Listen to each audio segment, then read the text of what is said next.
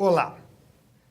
Estamos aqui para gravar um videocast que vai tratar, basicamente, do livro que lançamos há pouco tempo envolvendo IA e governança. Todos sabem que IA é uma realidade. IA está mudando o mundo intensamente. E essa realidade tem uma série de implicações. É claro que a IA não vai transformar ninguém em super-homem, mas acredito e acho que estou até roubando essa ideia, não sei de quem, mas de que a IA está permitindo as pessoas terem acesso à armadura do Homem de Ferro. E cá entre nós, eu não posso ser o Superman, mas ser o Homem de Ferro eu acho que está, com certeza, valendo a pena. É claro que essa armadura ela pode fazer o bem ou o mal, então a gente tem que tratar de certos rumos para a IA. E esses rumos nada mais são do que aqui tratados de uma maneira muito informal, muito prática, muito objetiva, a governança. E para esse nosso primeiro bate-papo, esse primeiro episódio, eu tenho especial alegria de estar na mesa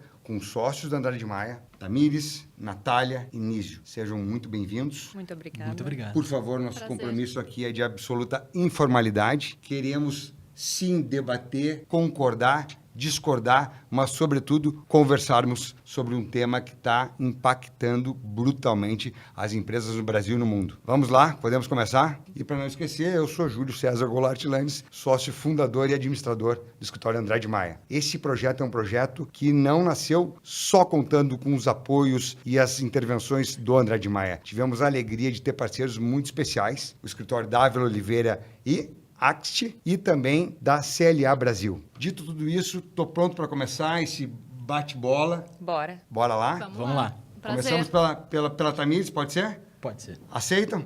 Querem sortear?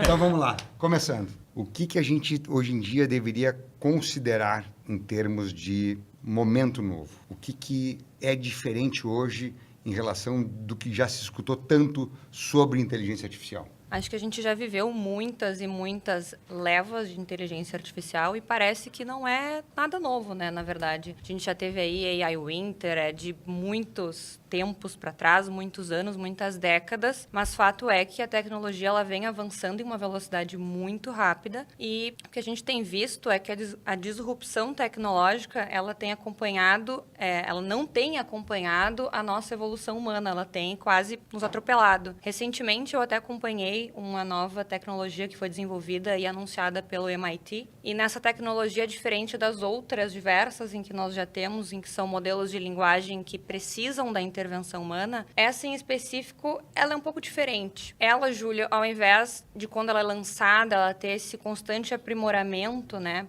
por nós, humanos, ela é autodesenvolvida, ou seja, ela aprende com ela mesma. Depois que ela é desenvolvida, e ela foi desenvolvida pelo MIT, tem um grande peso, ela se autodesenvolve, ou seja, ela vai autoaprendendo com ela mesma. E por que o risco, né, disso? Mas ela já existe hoje? Já está funcionando? Ela está em desenvolvimento em fase final pelo MIT, já foi anunciada bem recentemente, mas ainda não foi aí lançada como um chat GPT da vida, não está tão disponível a todos, mas já está em vias de estar no nosso cotidiano, né?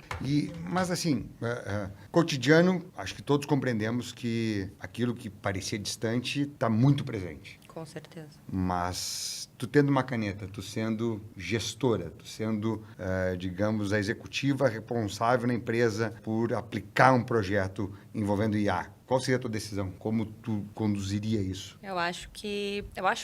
Eu ouso dizer que eu tenho certeza e convicção de que cada vez mais essa discussão ela não passa por se nós vamos usar ou quando nós vamos usar, mas não é mais opção. Como? Não é mais opção. Ela é obrigatória, porque ela constitui uma diferença competitiva gigantesca, assim, para as empresas. As empresas conseguem reduzir custos, elas conseguem escalar, né? Então, elas conseguem utilizar dados para tomar decisões estratégicas. Não é mais uma opção a gente utilizar ou não. É uma questão de diferencial competitivo. Ela está presente nas empresas e eu ouso dizer que cada dia mais ela estará cada vez vez mais intrínseca, não é mais uma ferramenta pontual que a gente descobre, aprende e usa. Não, ela vai se dissipar e vai estar disponível e intrínseca não só nas novas gerações, mas de todos daqui para frente, em todos os, desde das decisões mais simples e básicas, mas também, com certeza, nas decisões mais estratégicas e mais complexas. Então, tendo essa caneta na mão, eu não tenho dúvidas de que eu aplicaria para ontem. Se eu não estivesse aplicando, eu já estaria atrasada.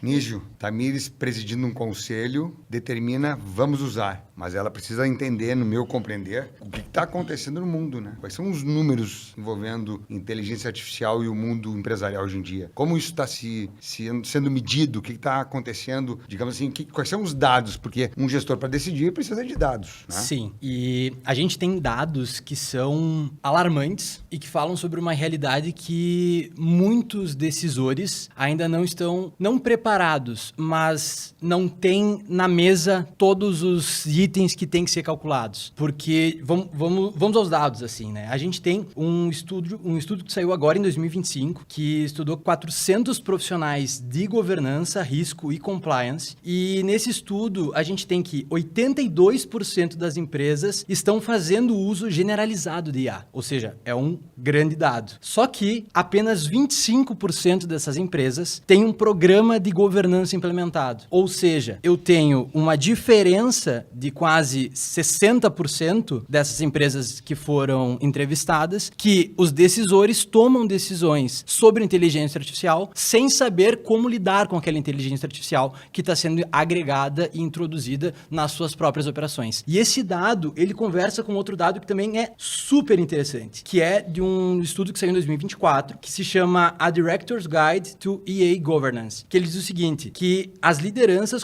corporativas têm pouca compreensão de onde, como e por que a IA está sendo utilizada nas suas empresas. Então, é um dado que, mesmo eles estando com a caneta na mão, mesmo eles sabendo que eles têm que utilizar mecanismos e sistemas de inteligência artificial, o como, o porquê e o onde isso vai levar ainda é um oceano inexplorado. Mas é instintivo, então. É algo que está sendo praticamente não mensurado, ou seja, é desgovernado. É desgovernado e, bom, isso faz parte um pouco do que é a realidade do empresariado e se a gente trouxer para o contexto do Brasil, que é um empresariado que tende a tomar mais risco que em outros lugares do mundo, é natural esse movimento. É isso que gera depois aquela quebra em relação ao empresário ou aos diretores de, por exemplo, governança é uma coisa que vem para travar a atualização da empresa ou para travar os processos da empresa. E por causa desse movimento, então eles sabem que eles precisam fazer, eles sabem que é uma demanda do mercado utilizar e reduzir custos e otimizar a operação, no entanto, se enxerga a governança ou utilizar melhores meios para medir as consequências daquilo como um impeditivo de fazer a mudança acontecer.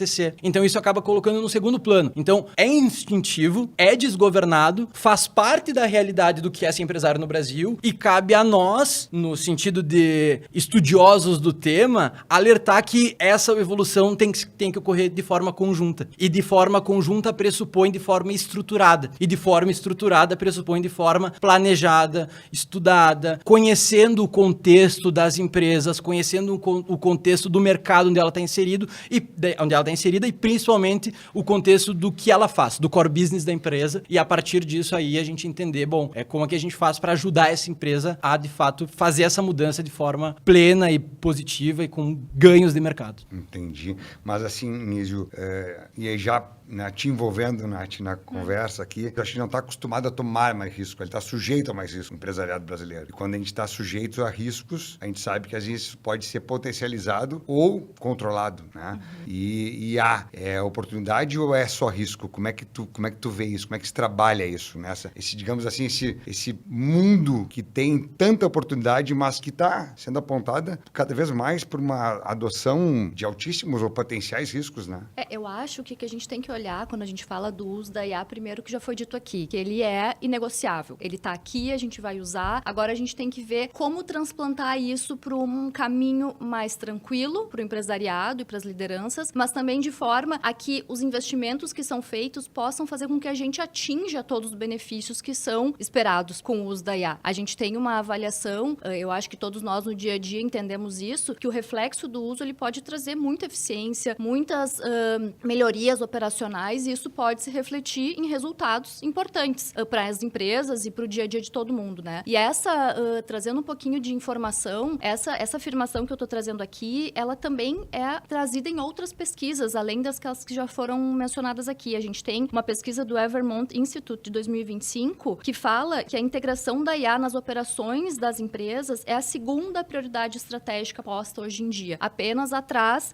de melhorias de performance financeira a longo prazo. E isso traz com essa preocupação estratégica, não só para o uso da IA ou essa interação que a IA tem nas operações, a gente vem ou traz junto com isso outras preocupações, que é a gestão de riscos, a transformação digital e a inovação. Aonde que a minha empresa vai caminhar ou como eu vou caminhar observando essas preocupações. A gente tem também, pensando um pouquinho nessa percepção que os conselheiros precisam ter a respeito do tema e como esse posicionamento é hoje estruturado, uma pesquisa recente do IBGC, denominada Inteligência Artificial, Temas Relevantes para Conselhos, que traz algumas informações que eu diria que são bem interessantes para a gente refletir nesse caminho de riscos e oportunidades que tu está trazendo agora, Júlio. Por exemplo, apenas 5% dos conselheiros de administração estão preparados para lidar com as mudanças tecnológicas no mercado. E 53% se consideram pouco ou não preparados. Agora pensa, quem está sentado na cadeira, quem tem a caneta, quem precisa definir os caminhos da empresa e também assume responsabilidade em razão dessas decisões que estão sendo tomadas, não tem segurança para isso. E a segurança, o desconhecimento, eventualmente a falta de noção a respeito do que aquilo na prática pode gerar de riscos ou benefícios para minha empresa, gera até uma dificuldade de tu seguir com a inovação, de tu aplicar efetivamente o uso da IA no dia a dia daquela empresa. Então, mas essas posições, por exemplo, né, com esses números, essas informações, tu acha que é facultável, ou seja, é possível quem tem o dever de nortear o desenvolvimento da empresa optar por, eu vou atrasar isso, porque eu acho que esse atraso vai ser mais cauteloso? Eu acho que isso vai muito depender de quão arrojada é a estrutura de governança e de decisão dentro da empresa. Porque assim, se tu opta por dar um passo atrás, tu pode ter perdas relevantes de performance. Agora, se tu vai em frente sem ter minimamente um cuidado ou um olhar estratégico para aquilo, também pode se colocar num risco muito relevante. Seja risco ético, risco reputacional. A gente viu, vou trazer um exemplo aqui, a gente viu essa semana, acho que todo mundo deve ter atendido ou chegado a essa informação, que uma grande empresa de consultoria apresentou um relatório para um governo, né, que havia sido contratado com alucinações da IA, com o uso da IA sem o mínimo cuidado ou revisão. E isso foi percebido, né, depois da entrega mundialmente e gerou um impacto gigantesco. Imagina a tua empresa ser reconhecida como aquela que deixou passar cuidados mínimos, né, em relação ao uso da IA. Olha o impacto da credibilidade e reputação da empresa. Mas eu cada vez mais fico pensando que essas posições, que também são posições delicadas, porque elas são, evidentemente, as posições que estão no topo, elas têm também deveres, obrigações, que às vezes não são tão, digamos assim, visíveis, mas estão lá presentes. Ou seja, eles também têm que performar. Sim. Né? Daqui a pouco tu opta por receio de não enfrentar esse tema e o teu concorrente está, digamos, cada vez mais assumindo protagonismo. Né? Ou seja, será que a gente não está falando de algo que realmente está escapando do optativo? Ou seja, a gente tem que ter esse enfrentamento? Eu concordo que tem que ter esse enfrentamento e eu acho que o que está se mostrando agora é que a gente tem essa noção da necessidade do enfrentamento, mas muitas vezes não está sabendo como lidar com isso. Passando aqui para mais informações das pesquisas que eu acho que contribuem para o nosso debate, a gente tem uma informação dessa pesquisa do IBGC que 50% dos conselheiros consideram que a falta de compreensão das implicações das novas tecnologias é o maior desafio a ser enfrentado pelos negócios. Ou seja, desconhecimento técnico e ausência de uma preparação direcionada podem implicar um problema grande para o negócio, assim, uma questão de que tu não vai conseguir acompanhar os teus concorrentes, tu vai ficar realmente para trás. Então, assim, o que a gente vê de preocupações desses conselheiros outros, né? Além dessa questão de se posicionar muito bem quanto ao uso adequado e responsável da tecnologia, eles precisam conhecer os riscos regulatórios a quais eles estão vinculados. Questões relacionadas à segurança cibernética também são super relevantes. Proteção de dados, compliance. A gente já vê, por exemplo, a legislação de proteção de dados presente há alguns anos e que, mesmo que não seja efetivamente uma regulação de IA, ela já tem um arcabouço regulatório que nos permite tomar alguns cuidados, né? Porque, querendo ou não, o uso dos dados é a base fundamental de qualquer ferramenta de IA. Claro, mas aí que tá. Isso também me parece juridicamente muito forte. Porque nós tínhamos problemas que já eram intensos sem IA. Sim. Eles só ficaram mais potentes, né? Eu até tenho usado essa terminologia, são problemas potentes, né? Porque realmente eles já existiam, mas eles ficaram, digamos, vitaminados.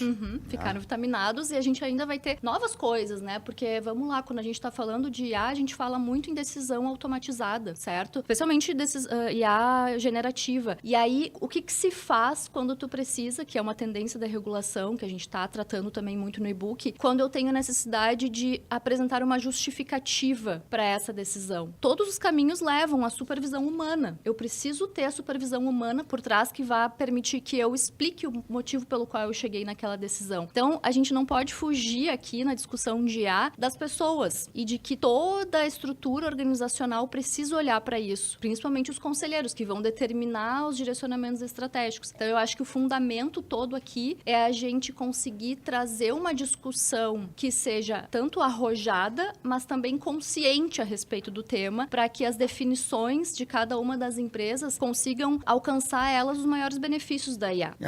Mas olha só, com essas informações, essas pesquisas, esses números, primeiro, temos algo positivo aqui, ou seja, isso está sendo avaliado né, mundialmente. Né? O que me leva a um outro passo, né, que é a nossa conselheira Tamires aqui, ela não pode negar que esse não é um problema que está todos os dias acessível a qualquer um daqueles que tem posição de destaque, ou seja, não posso desconhecer. É Com isso? certeza. É isso e também, assim, outras coisas que nos trazem essa visão dessa necessidade que tu tá falando, mas em contrapartida, nos parece que a gente tá um pouquinho atrás, pelo menos as pessoas que estão lá sentadas na cadeira, é que os desafios que são postos, pelo menos na percepção dos conselheiros, o que é trazido nessas pesquisas, eles são desafios que são verdadeiramente importantes de serem enfrentados. Por exemplo, 36% dos conselheiros entrevistados entende como desafio se manterem atualizados sobre a tecnologia e seus impactos na governança. A tecnologia, ela avança muito mais rápido do que a gente consegue acompanhar. Então, eu preciso ter uma percepção de consciência mais ampla e não de cada uma das tecnologias para que eu consiga fazer um acompanhamento dessa evolução. Além disso, 26% dos entrevistados entendem como desafio equilibrar inovação e responsabilidade ética e social. Outros 19 entendem que seria um desafio definir limites claros para a automação e o uso da IA. E outros ainda, 18%, entendem como desafio garantir que a IA seja usada com transparência e sem vieses. Então, a gente não está só falando aqui da evolução rápida e como alcançar, mas é como alcançar de uma maneira segura, responsável e ética, que eu consiga direcionar o uso da IA dentro da minha empresa de forma a efetivamente obter os melhores benefícios que ela pode me trazer e não de me gerar problemas reputacionais ou éticos ou problemas, inclusive, de responsabilização civil e tudo mais. Premissa aqui é transparência, então. Transparência, legalidade, observando aquilo que já está posto, né, por conta de todas as outras legislações que são aplicáveis, e também um maior cuidado a respeito do que eu faço com a IA que eu estou usando dentro da minha empresa. E eu diria, além disso... Quando tu fala eu faço, até pra gente...